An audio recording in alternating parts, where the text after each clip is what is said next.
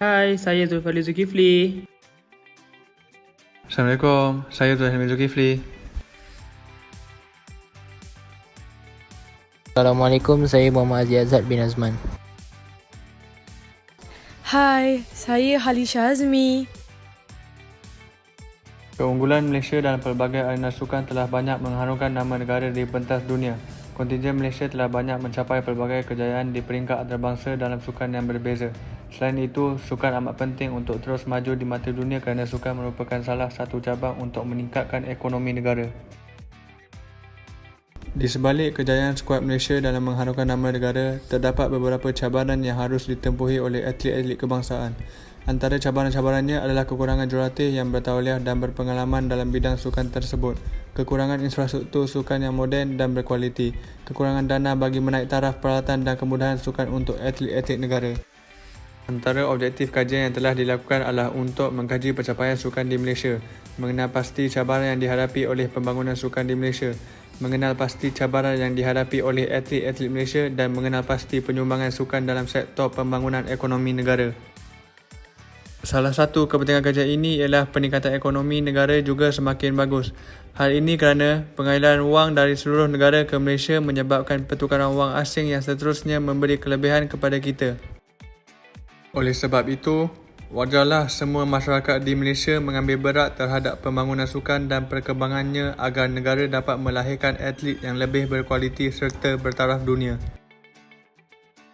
Dengan hasil usaha atlet negara yang tidak mengenal erti putus asa dan penat lelah demi mengharumkan nama negara di mata dunia, kini sukan Malaysia berada di puncak kejayaan dan amat disegani oleh negara-negara besar yang lain.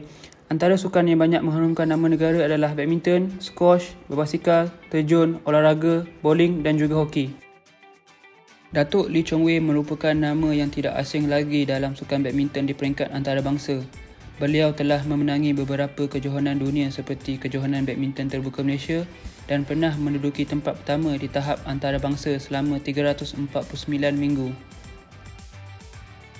Antara pencapaian beliau yang paling membanggakan di pesada dunia termasuk memenangi pingat emas dalam acara perseorangan lelaki di Sukan Commonwealth pada tahun 2006, 2010 dan 2018 serta memenangi pingat perak di Sukan Olimpik Beijing 2008, London 2012 dan Rio de Janeiro 2016.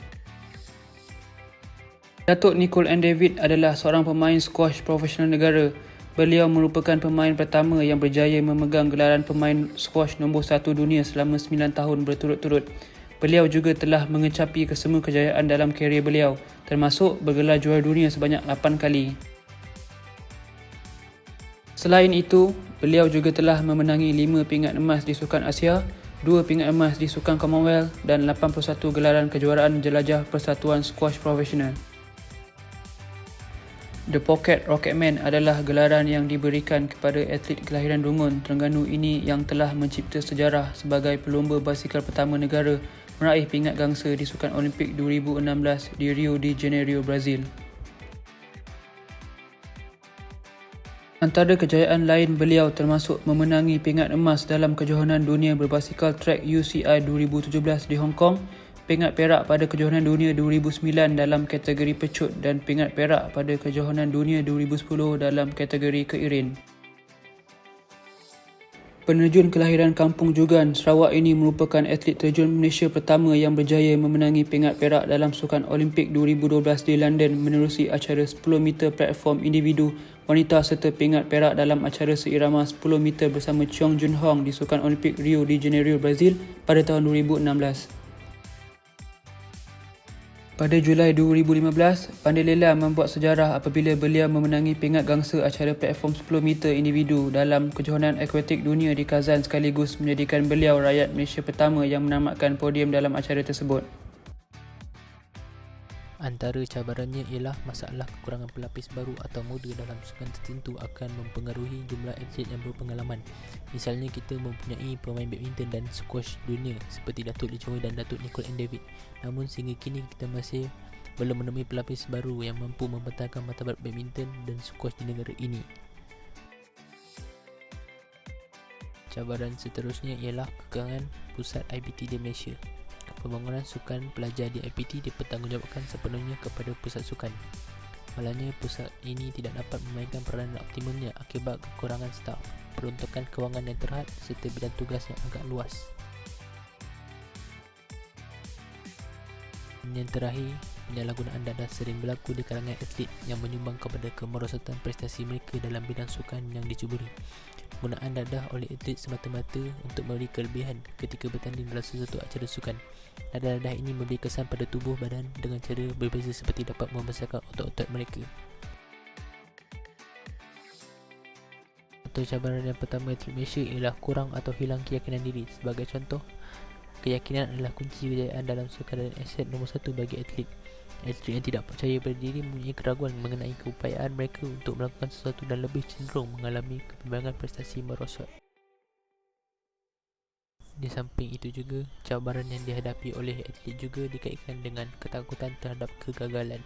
Sebagai contoh, takut terhadap kegagalan paling sering dikaitkan dengan persetujuan sosial kerana atlet bimbang mengampakan jurulatih atau orang ramai dengan prestasi yang ditunjukkan mereka tidak seperti apa yang diharapkan oleh peminat sukan.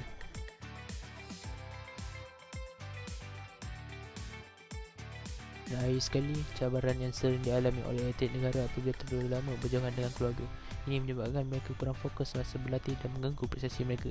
Sebagai contoh, pada norma ini, seluruh dunia sedang menghadapi masalah penyakit COVID-19 yang menyebabkan atlet dikuarantin supaya tidak berjumpa dengan sesiapa untuk mengelakkan mereka daripada dijangkiti oleh penyakit tersebut.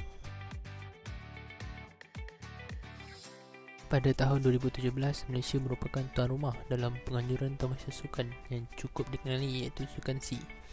Perkhidmatan dari negara-negara luar yang menyertai tamasya ini cukup memberasakan. Melalui penganjuran tamasya seperti ini, negara-negara yang terlibat secara tidak langsung telah melabur di negara kita.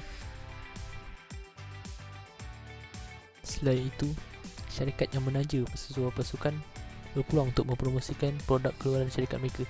Hasil dapatan yang diperoleh mampu untuk meningkatkan ekonomi negara daripada sektor sukan.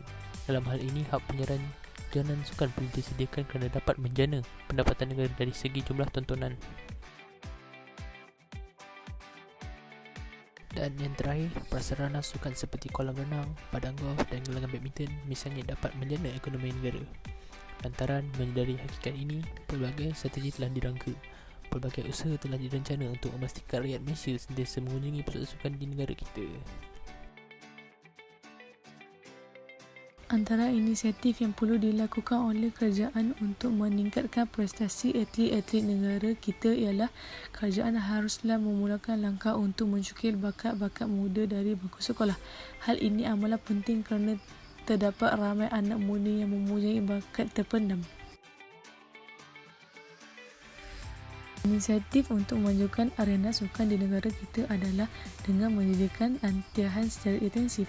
Hal ini adalah penting untuk mempersiapkan atlet dalam pertandingan dan agar mereka dapat menumpukan perhatian sepenuhnya. Sebagai buktinya, atlet perlu dilatih oleh jurulatih profesional secara kerat dan konsisten. Inisiatif seterusnya, para atlet juga perlulah diberi pendedahan dalam kejohanan antarabangsa agar mereka mempunyai pengalaman yang cukup. Isu ini perlu diketengahkan kerana kebelakangan ini terdapat banyak kejohanan antarabangsa yang menawarkan pulangan lumayan yang tinggi. Antara garis panduan Islam yang perlu kita ikuti ialah menjaga kewajipan ibadah yang paling utama ialah ibadah sembahyang fardu lima waktu.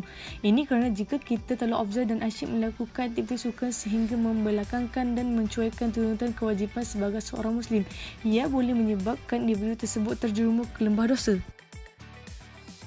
Selain itu, individu yang terlibat dengan aktiviti sukan wajib menutup aurat kerana aurat merupakan satu mahkota kehormatan tidak kira bagi perempuan maupun lelaki. Tingginya nilai menjaga aurat itu sehinggakan apabila seorang itu menutup aurat dengan sempurna, kepribadiannya sebagai seorang Muslim pasti terselah sekaligus dipandang mulia dan hormat. Kesimpulannya, kajian ini dapat mengembangkan lagi pengetahuan tentang kehebatan atlet-atlet negara dan usaha-usahanya bagi mengembangkan sukan di Malaysia. Dengan ini, kita sedar bahawa atlet-atlet negara sentiasa mengerah kudrat dan menunjukkan sikap tidak putus asa. Kesimpulan seterusnya, atlet-atlet negara juga telah banyak memberi inspirasi dan inovasi kepada masyarakat di Malaysia, terutamanya yang ingin berjaya dalam sukan dan mengharumkan nama negara seperti mereka. Jelaslah keadaan ini telah memberi pengetahuan kepada setiap orang yang mengkaji dan menunjukkan bahawa tidak mustahil. Kesimpulannya, pihak kerajaan serta mana-mana badan sukan perlu mengambil inisiatif untuk melahirkan lebih banyak atlet di peringkat kebangsaan maupun antarabangsa agar negara Malaysia tidak ketandus atlet berpotensi untuk mengharumkan nama negara pada masa hadapan. Antara cadangan yang boleh kami mengemukakan ialah badan-badan sukan haruslah menjaga kebajikan atlet-atlet negara supaya pemikiran mereka tidak terbelenggu dengan perkara-perkara yang remeh. Sebaliknya, atlet dapat menumpukan satu patus terhadap prestasi mereka. Cadangan seterusnya, pihak kerajaan perlu merangka perancangan yang komprehensif dan memperkenalkan pendekatan yang inovatif agar program pembangunan atlet dapat digunakan dalam jangka masa panjang.